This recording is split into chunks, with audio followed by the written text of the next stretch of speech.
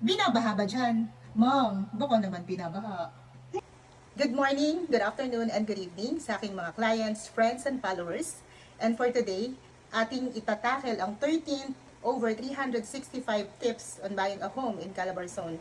And for now, napakahalaga ng topic natin because lagi itong concern ng mga kliyente ko every time na nagpe-present ako. Ang laging concern is, Ma'am, sure ba na hindi binabaha? And for that, isa talaga sa pinakamahalagang tip is the assurance na syempre, yun bang bibilihin mo na bahay ay hindi babahain pagdating ng panahon.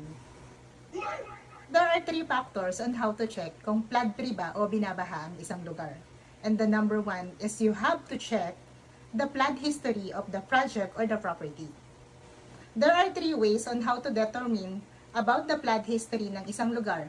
Number one is by asking the kapitbahay or the community na malapit sa property na bibilhin mo. You can check them kung binaha ba, may history ba ng baha, gaano kataas ang baha, at kung gaano din kabilis ang pag-subside ng tubig. Another way to check about the flood history ng property is by consulting the barangay officials on that property dahil sila ay may mga record about the history ng pagbaha at kung ano yung experience nila, paano nila hinandle ang baha.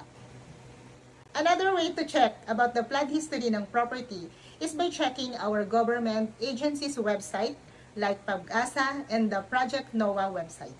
Second factor to check if binabaha ba o hindi ang lupa or ang property na bibilhin mo is by checking the elevation of the property.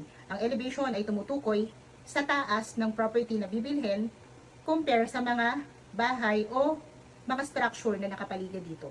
Way to check about the elevation is by checking the Google Map or Google Earth.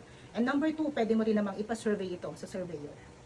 Number 3 factor to check kung flood-free o binabaha ba ang isang property is by checking the drainage system of the subdivision o ang paligid ng bibilhin mo. Isa ito sa pinagmamalaki namin by endorsing the developers na nagbibigay sa amin ng assurance upang maipakita kung gaano kalaki o kalalim ang drainage system, kaya kami ay nagkakaroon ng confidence na hindi binabaha o guarantee na hindi babahain ang property. But, disclaimer lang po, sa panahon ngayon ng climate change, I may not promise the 100% guarantee na hindi babahain ang property na babilhin mo. That's why you have to consider the 3 factors na diniscuss ko. Kung may idadagdag ka pa or may comment ka about this topic, feel free to comment in the comment section. For more tips about buying your home in Calabarzon, please follow for more. Thank you.